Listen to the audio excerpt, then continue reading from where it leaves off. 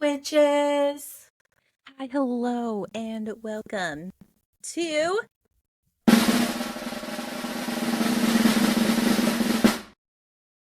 Court of Witches podcast. Man, I've been waiting to do that. Promise she's gonna get bored with that eventually. I really am. We're trying to do software if you guys hadn't listened to the last episode, and this software is so much cooler than what we used to before. And it's So within we're our moving budget. on up. So it's gonna make things a lot better for us. But And ideally for you. it's got media, and let me tell you, it's so fun. Yes. So today's episode is a history episode. We're still working our way through history of witchcraft, a history of 13 trials. And we might throw in some other history episodes, because I am the only one that has this book. Emily doesn't have this book, so this book is always me researching, so sometimes we might throw in other ones if Emily wants to do a history. But for now, we're doing these books. And chapter 3 is where we're at now of the Witch Trials book. And I told myself last night as I was blearily trying to finish reading this, that I would look up pronunciation of all of these Swedish, Danish words. Sure as fuck didn't. So bear with me. I didn't have time. Because if you listen to the last episode, you heard me bitching about how much people work and not bitching about the fact that I actually get paid hourly. So I didn't get to leave work until, well, not that I didn't get to, but I didn't leave work till a little bit later today. And then I had to go pick up the dog, and it was a whole thing. So didn't have time to look up the things like I wanted to. But the chapter 3 is called The Trial of the Vardø Witches, Demonology at Europe's Colonial Edges. And Vardø is one of the words that I'm not sure if I'm pronouncing correctly because it is the O with a slash through it. And I don't know in Swedish, Denmark, what that letter is supposed to sound like. It might be do, it might be Vardø, I don't know.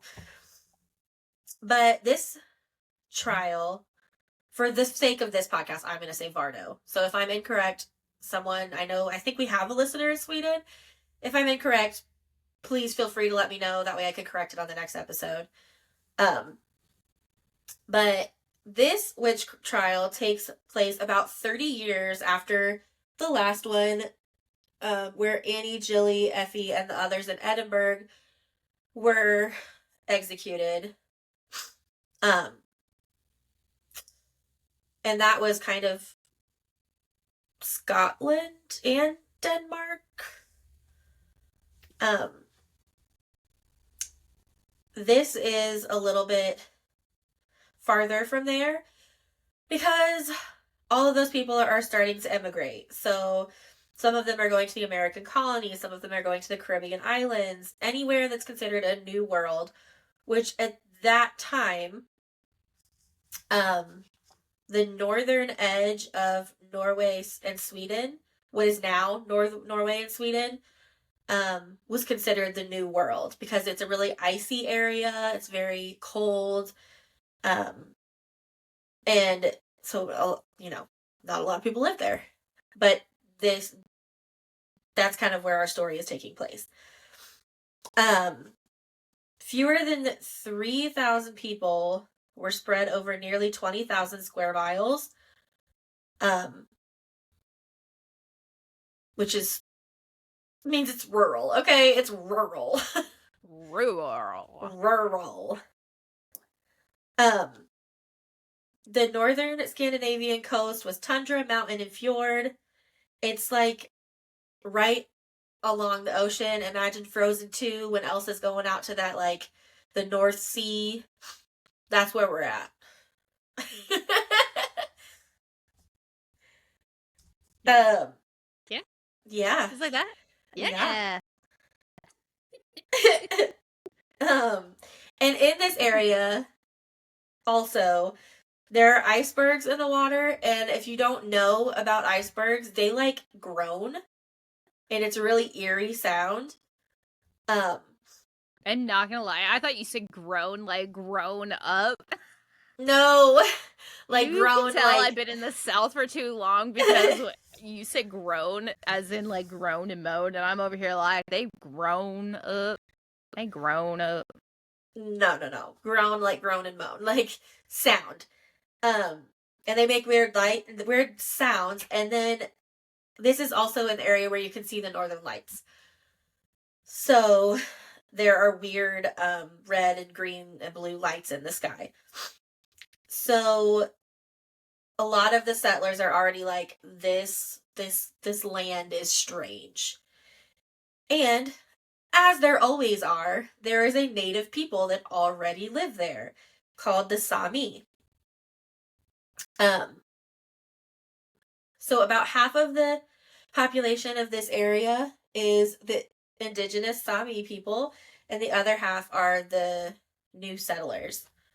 Um, so imagine now, here and now, in this time, you are traveling there and you fly to Vardø. You have to fly in one of those tiny little planes because like there's not like an actual airport there. It's like the little planes.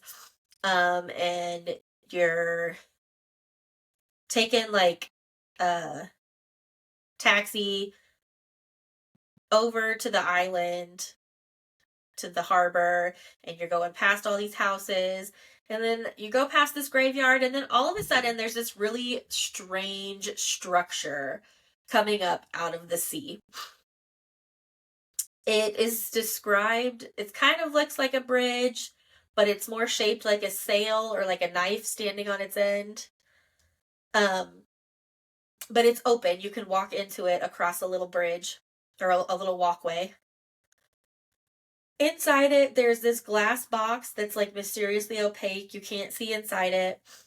Um, and in the scrub by the beach, so like the like grass and shit by the beach and the edge of the water, there are these waist high poles, and on top of each pole is an orange stiletto heeled shoe. This sounds really fucking weird because it is, but this is the Steelnesset Memorial, which is a tribute to the Finnmark witches, around 90 of whom are executed between 1600 and 1700. Damn. 4.5 of the population of Finnmark, which is 3,000 something people, so about 4.5% of those people are accused of witchcraft between those dates. And 90 were executed. We are going to go into detail about a few of those. We're only going to go to detail about a few because, like most things from this time, there are only written records of a few of them. There's not a lot of records, especially because it was like settlers there. It was not a like organized country yet. So the first well-documented witch accusation was in 1620, and this began like a series of interlinked trials, as it always does, which lasted into 1621. This is a continuation of the last king. So remember, James VI was the king who had the wife, and they were like, the witches tried to kill us in the boat or whatever because they brought the storm.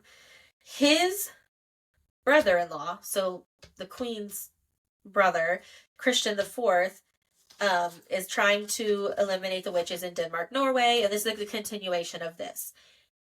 His, he was a captain and then an admiral in their armies. His name is John Cunningham, and he is now the governor of Finnmark. So he's the leader of this new colony, basically. And he is described as honest and resolute, but also a frightening leader. So he's described as honest and resolute, but we're going to see as we go on that that's maybe not so much the case. And the royal officials, like John Cunningham, in that area are often foreigners, because he is technically in this area a foreigner, but they are welcomed because they usually bring good practice from their home countries, and they bring in that network. Network. Because they bring in new trading, new like industrial knowledge, legal or military experience. And in this case, one of those legal experiences is the anti-witchcraft laws. The basis for this is because supposedly the death of Finnmark's previous governor was caused by Sámi witchcraft. Of course it fucking was. It was probably a disease that they caught from... Anyway, let me not get ahead of myself.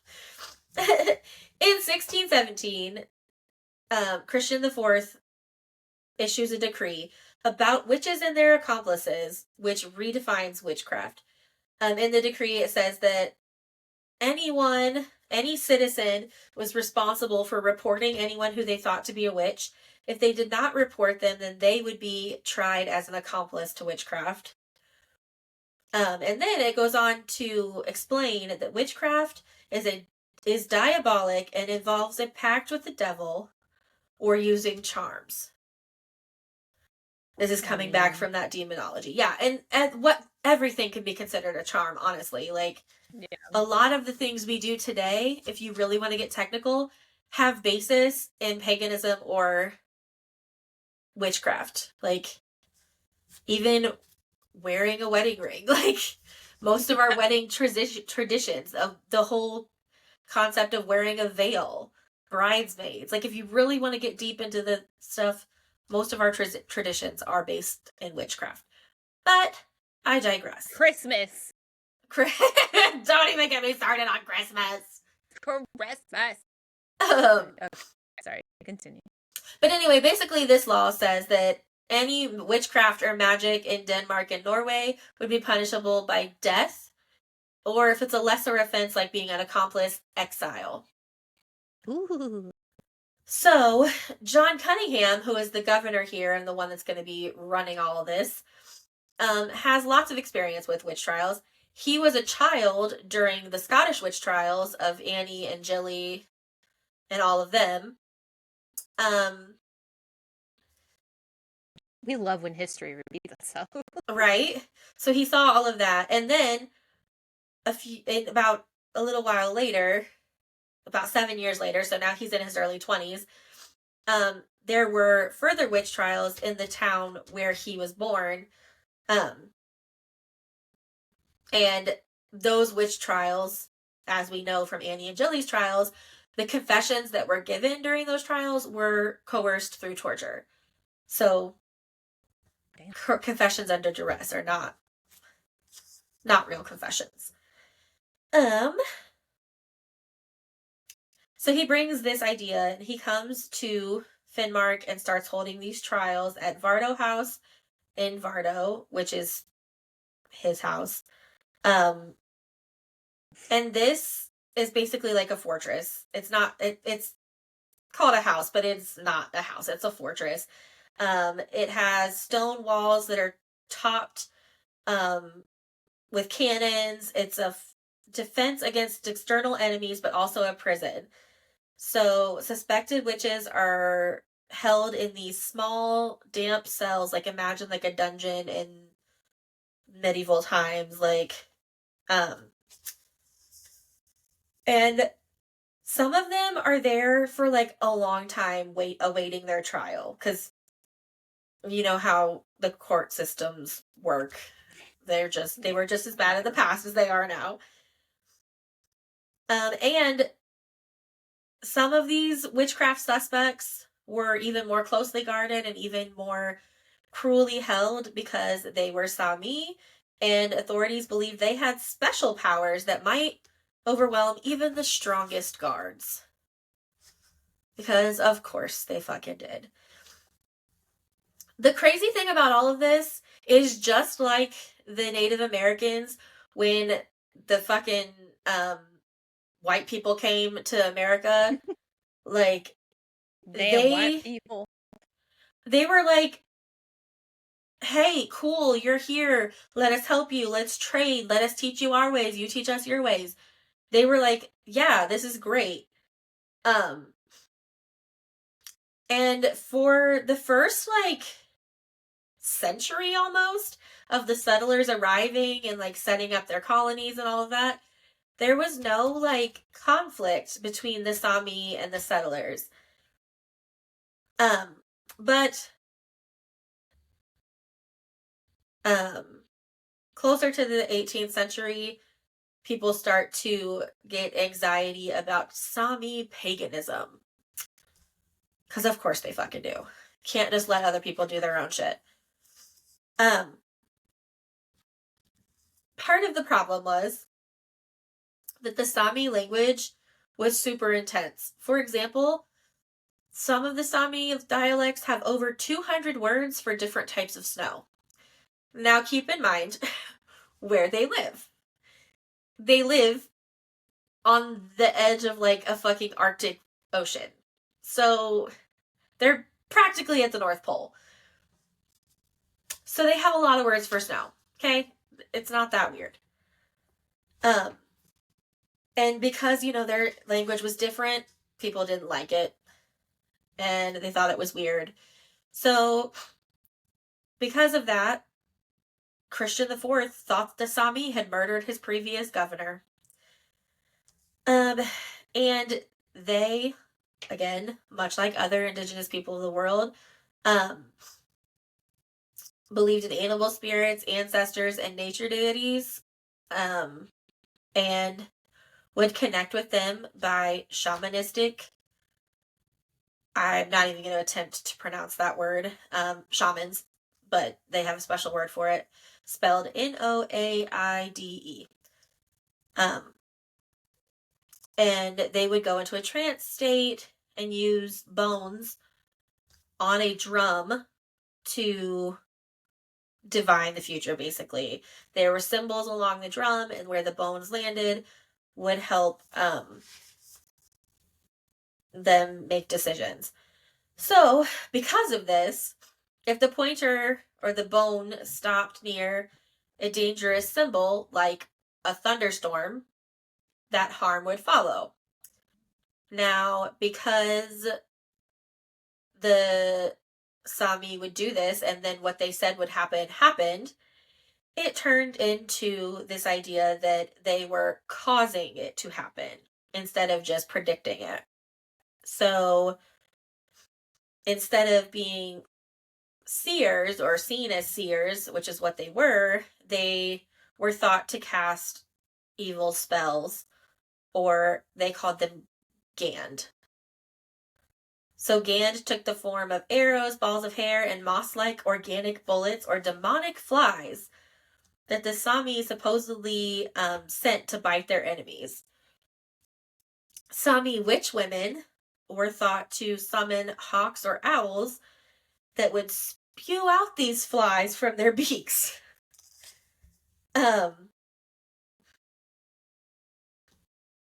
Like it's giving insanity is what it's giving.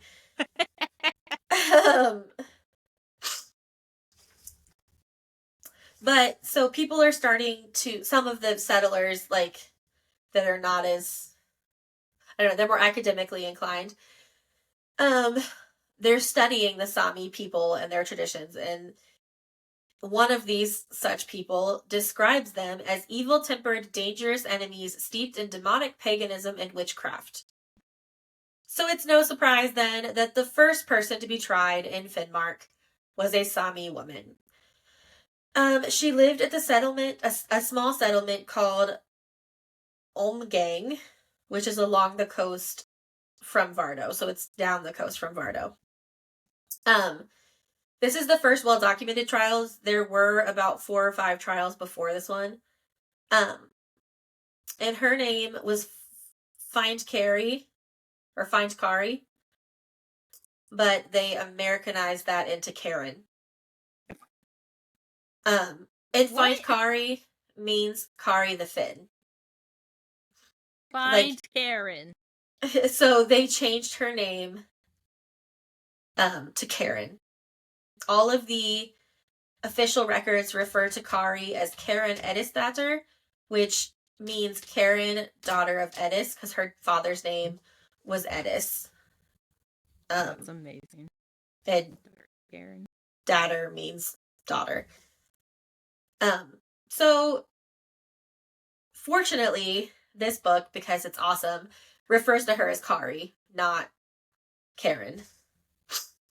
So she's accused and tried on May 13th, 1620 by a 10-man jury at the court of the magistrate. Her neighbors said that she was responsible for 2 separate drownings in the fjords, and for other crimes against Anders Rasmussen and his wife. This got really confusing for a moment because there are multiple Anders, because we are in that area, and that was a common name at the time. Smith, right? So Anders is his first name. It's kind of like John, right? Like, yeah. There's a lot of them. So the first thing was at Botsfjord. Abraham Nilsson fell overboard his ship when he went to relieve himself. So he was going to pee over the edge and he fell in the fucking water. Dope, bro. The second man who drowned, his name is Henrik. That's all we know. We don't know his last name. He also drowned by, we'll get to that in a second. Abraham's is deemed the more significant of the two because of his history with Kari. And more prevalent, his connection with John Cunningham, the governor. So Abraham was moderately wealthy. He was a trader, and he had at least one servant. Her name was Ingeborg. Before he died, before he went on the ship and then died, Ingeborg told Abraham that she was pregnant. Abraham blamed this man named Johannes Olsen, saying that he was the father of the child. Whether or not that was true is not known in history, but Johannes was Kari's lover. So, ooh, girl, it's given. Yeah. Like, what is it? What are those? What is that show? The Desperate Housewives or something. Yeah, like basically.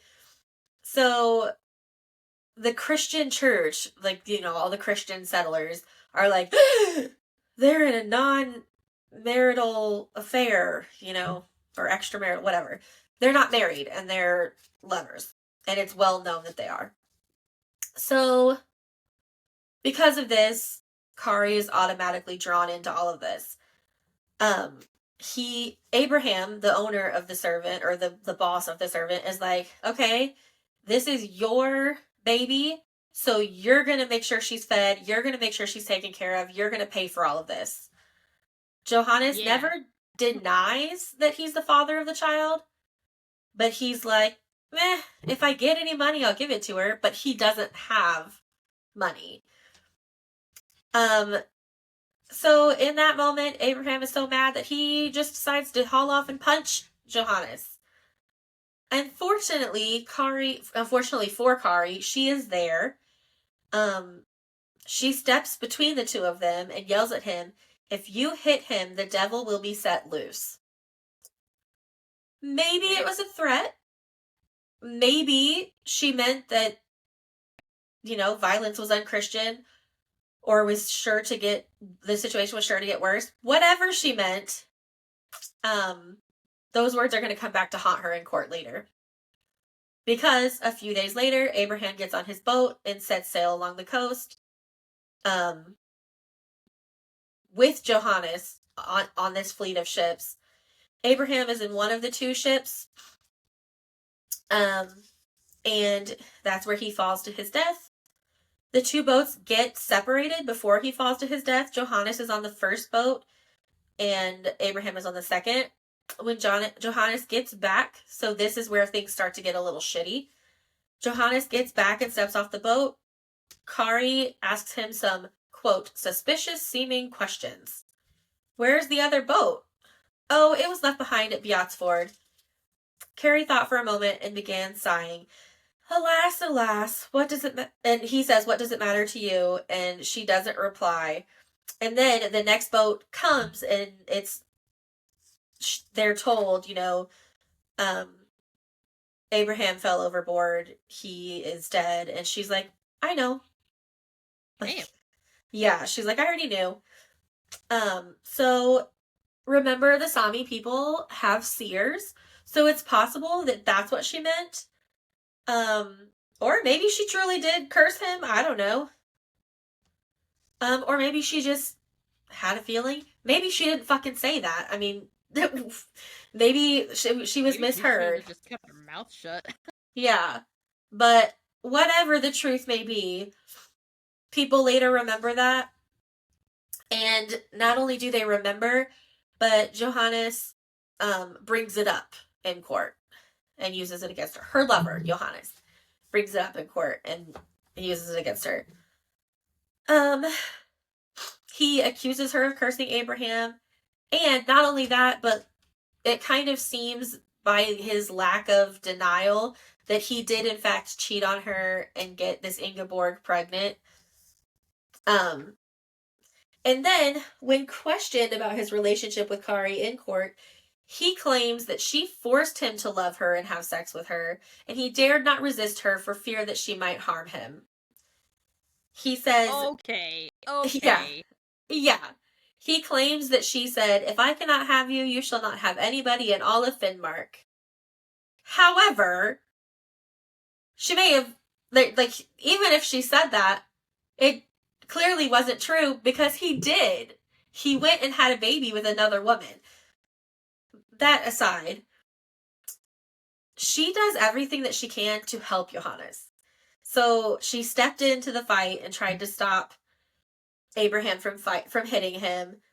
When asked about Abraham's accusation against Johannes, she is like, no, it was this kid over here named Jacob that fathered that baby.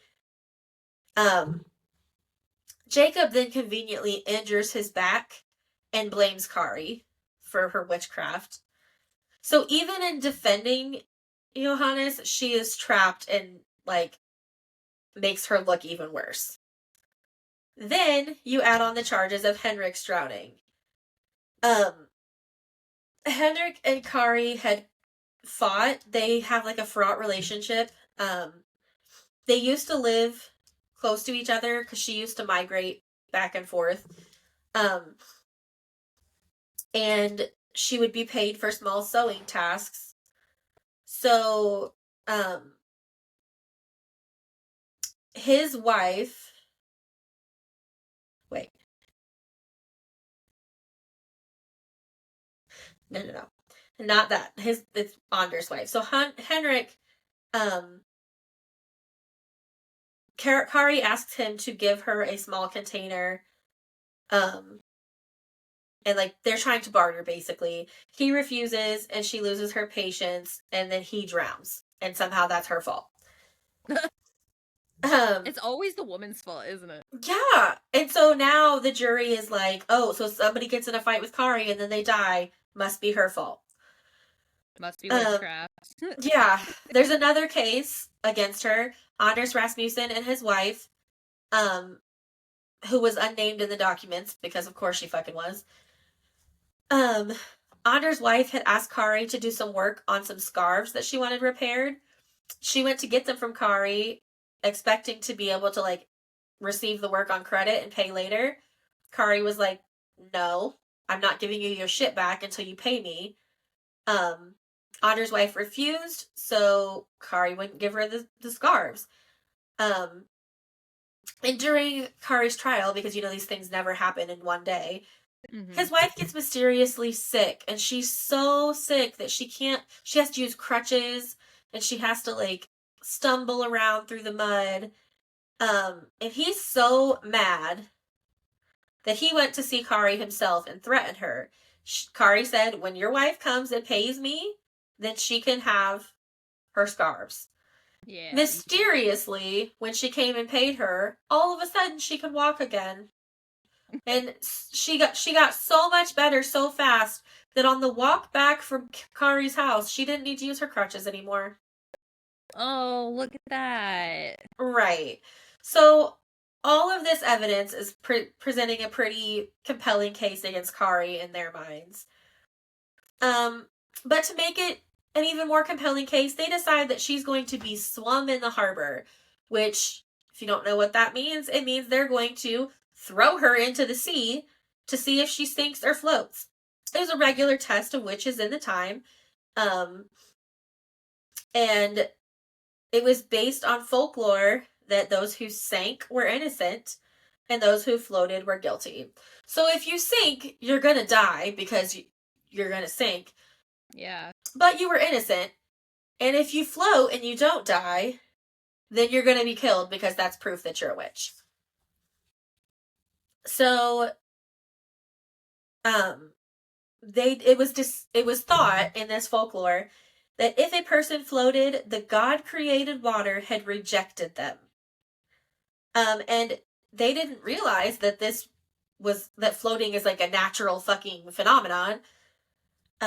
Because sensible, modest women did not go sea bathing. They didn't get in the ocean and swim. So they didn't swim in the water, so they didn't realize that floating is fucking natural. Ain't me. I go in the water. So Kari, survives and she doesn't sink. She is convicted of witchcraft by the jury. But in Norway, the torture happens after the conviction in order to get the guilty person to name accomplices and cleanse their soul ready for death. So after all of that, she's put on the rack. Which, if you don't know, is the machine where they put your wrists at the top in shackles and your feet at the bottom, and then they twist a crank that stretches your body. That'll feel good for just a little bit. Yeah, for just the right, like the very small section, it'll feel good, and then it's going to hurt like hell. So she's tortured. During this torture, she confesses whatever they ask her, just like in the last trials. She said she became a witch as a young girl. She was tired of hurting animals. And a ghost in the shape of a headless man came to her in a trance and offered her a bunch of keys. If you accept these keys, all you wish to do in the world will come to pass. Kari, being a Sámi who lives in a fucking tent, like they didn't live in houses, they were nomads, so they lived in like tents that could be put up and taken down. Was like, I don't need keys. But she noticed that the ghost was carrying a pretty ribbon, which was the same kind that the Sámi people sewed into their clothing. So she said, give me that ribbon and I'll agree. So she was forced during torture to claim that this ghost was in fact the devil, and by accepting his gift, she became a witch. She then, still under torture, tells the questioners that this devil had tortured her into madness by stretching her limbs. So maybe we're like, playing out our trauma in real life. I don't fucking know. Honestly, I would at that rate. Right. Like, you're the devil, bitch, is basically what she's saying. So at the end of her trial, Kari Eddisdottir was burned to death as a witch. After her execution, they obviously switched their suspicions to the people she named as accomplices. She named her stepsister Lisbeth Nilsdottir, and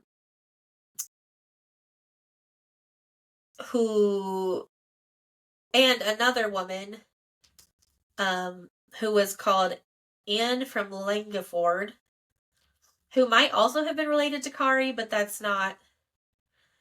not clear because of the way that they named themselves. Like, they didn't do last names the way, or surnames the way we do. They did like daughter of this person, daughter of that person. So it's unclear. It may have also been a relation, but I'm not sure. Lisbeth was tried on April 28th in 1621. The court was told that she knew witchcraft and was able to extort whatever she wanted from people and had no second thoughts about killing a man or two. She was tried by swimming, after which she confessed. Lisbeth said she learned magic from Kari 5 years earlier, and that Kari had come to her accompanied by Satan in the form of a gray goat. Goats were new to the Sámi culture. They had previously milked reindeer. So the goats were brought by the settlers. And this magical goat, Satan, made a pact with Lisbeth, in which she renounced her baptism and promised to serve the devil.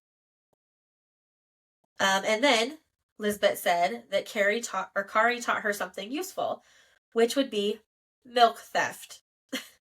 So apparently, in this witchcraft, if you took a goat's horn, like a hollowed out goat's horn, and held it under the belly of any animal that produces milk, the horn would fill with milk. Lisbeth is like, I could magic up a whole bucket full as often as I wanted to back in the day. Sadly, though, Lisbeth says that her power left her when her stepsister was executed.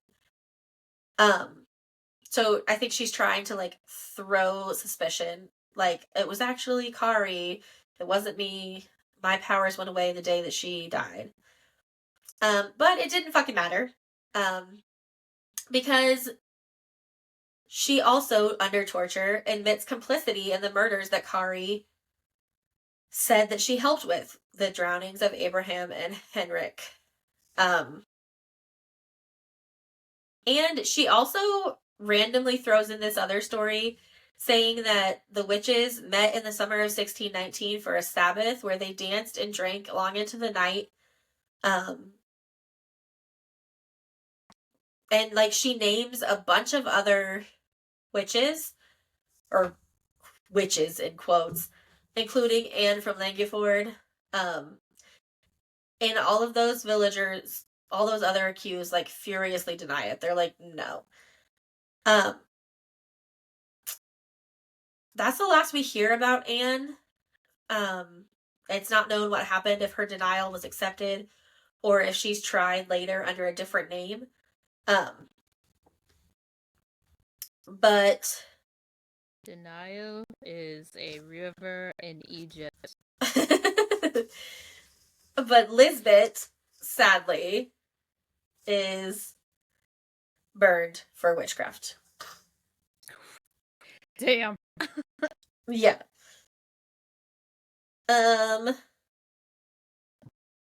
It was believed that the Sámi magic could create storm winds, and that these could be like sold and bought in charms. For example, they could catch a breeze in a bag, which always makes me think of that scene in Percy Jackson where they have like the Pringles can where they take the lid off and it's like, oh yeah. But it's got that, or they could tie wind into knots in a length of string that could be activated by untying the string. So, on December 24th, 1617, which at this time, Christianity is a thing, so this is Christmas Eve, a violent storm whirls into Vardø. More than 40 men were out fishing that day in these boats. And these boats are narrow, long, and strong, but light. Like, kind of like the Viking longships. Oh, yeah. They're ballasted by rocks, but they're very shallow. They're not good for it being out on in a storm. And this is exactly what happens on Christmas Eve in 1617. A storm blows up that they did not know about. All of their experience fails them, and their boats tip over and they go into the sea. And they are dressed for this weather, right? They're wearing like leather overalls with waterproof skins and stuff on, but it doesn't matter. 40 of them drown that day. And 11 more women are suspected of this, of creating this storm. Their names are Mari Jorgensdottir, Siri and Elsie Newsdottir, Kirsten Sorensdottir, Marit Olsdottir, Curry Olsdottir, Guri Olsdottir, Anne Larsdottir, Kari Olafsdottir, Ragnhild Olafsdottir, and Met Thorgeirsdottir. The most important of those is Kirsten Sorensdottir. And that's who we're going to talk about next. She also goes by Kirsty. And that's mainly what I'm going to refer to her as here on out. She lives about 7 miles from Vardø, and she is the wife of Anders Johansson. She is from over 1,000 miles to the south, and she moved to Finnmark with her husband in 1597 after their marriage, which was probably one of the biggest mistakes of her life. Because now she's being accused of witchcraft. At this time, she's 57 years old. Damn. She's well-traveled, but she had previously been, about 5 years ago, she was suspected of a witchcraft offense of killing 4 cows. Not the cows. Yeah, that's what she's suspected of. But she's not brought to trial. That was in 1617. She's not brought to trial until 1621. And when she's brought to trial for killing the 4 cows, she's also charged with leading the group who caused that storm that killed the 40 fishermen. This accusation was made because she had a fight with one of the victims, Anders Blom, shortly before his death. Her accusers allege that the other suspected women, especially Elsie Newsdottir and Guri Olsdottir, had offered to help Kirsty get her revenge. Apparently, they had, it just says a petty quarrel. I don't know what they were fighting about, but he assaulted her. Damn. Afterwards, and then he drowned, which means, naturally, by this logic, that she killed him. So she also apparently later argued with a different man, Henrik Meyer. He also died.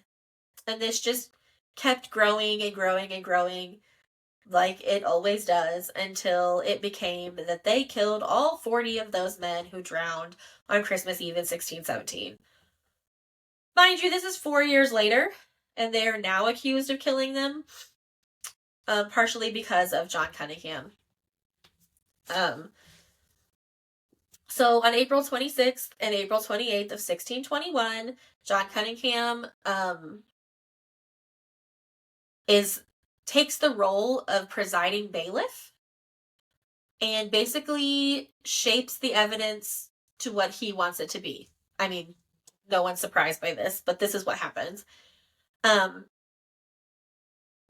first, Kirsty is denying everything. She's like, this is slander. I didn't do this. This is not real. Mind you, she's 57 years old, which at the time in the 1600s is old. They didn't live as long then. Kudos to them for living that long. Yeah, she's very old. So they are, as she's denying and denying, they threaten her with the whole swimming thing. And it's April, so the sea temperature was about 35 degrees Fahrenheit. So the temperature of the water was just above freezing. And she's 57 years old, which is like ancient for the time. So that would probably kill her if we're being real. So finally she gives up. She's like, fine, I'm done fighting.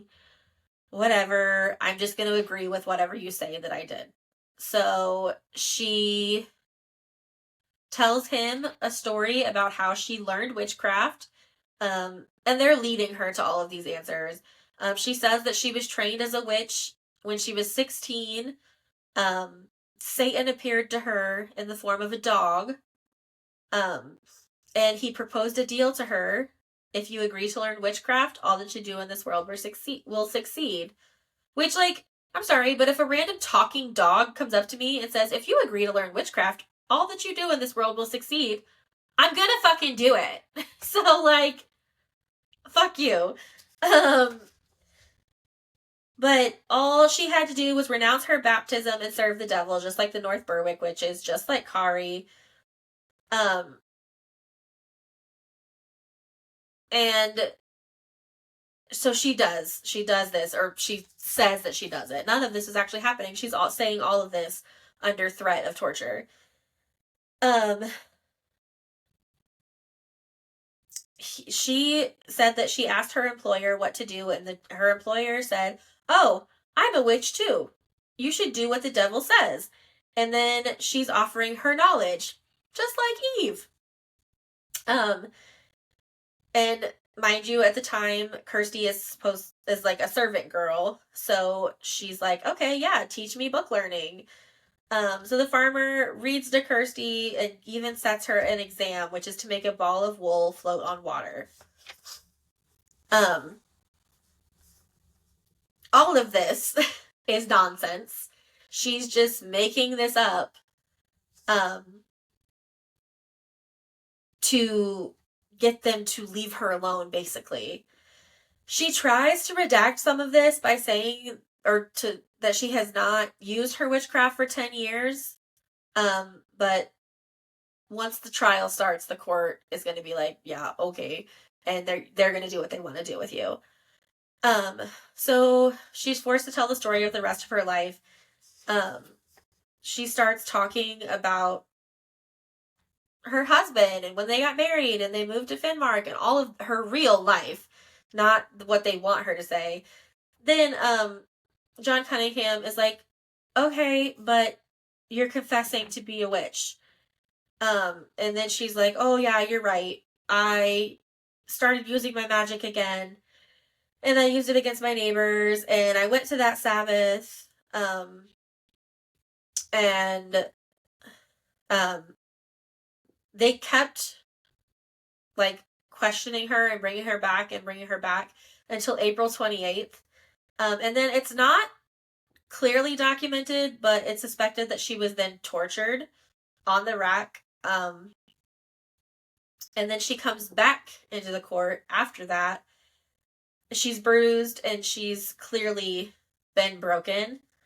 And she confesses to literally everything. She says, yes, she worked with Elsie Newsdaughter to raise the weather for Anders Bloom's to drown.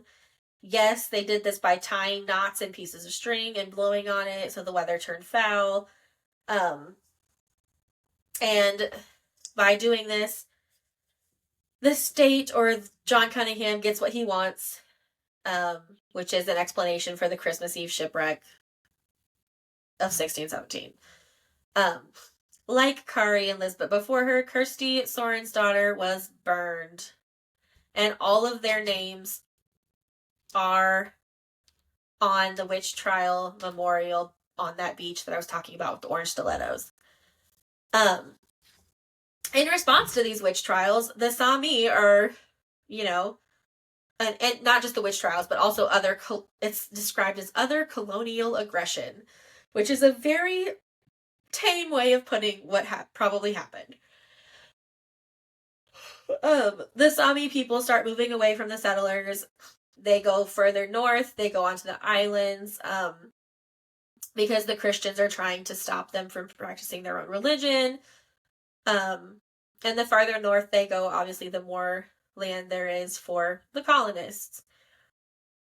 The Sámi it says, I'm just going to read this part. The Sámi encountered the same kinds of religious prejudices that Native American peoples would be subjected to by the colonists, who in the years of the first Finnmark witch trial were sailing across the Atlantic to another new world. There, too, Native peoples would be demonized and driven from their lands, and some would be accused of witchcraft in trials that would frequently grow to include settlers, but where often the first accused was an indigenous person. So demonology is spreading and getting worse. If you are talking out loud, I can't hear you. Oh, I said because they're not the majority. Yep.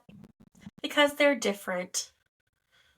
So that is the Vardø witch trials. And the next time it will be the trial of Joan Wright, Practical Magic and America's First Witch. So, dang, we're finally in America. We are finally getting to America. That being said, this is just a very basic coverage of witch trials. There were many, many, many more witch trials in Europe, and Asia and Africa and the whole world. Yeah. This is just some of them. The sum of our misdeeds. So, all right. Yeah. That was a fun little history lesson. So, yeah. Until next time. Bye.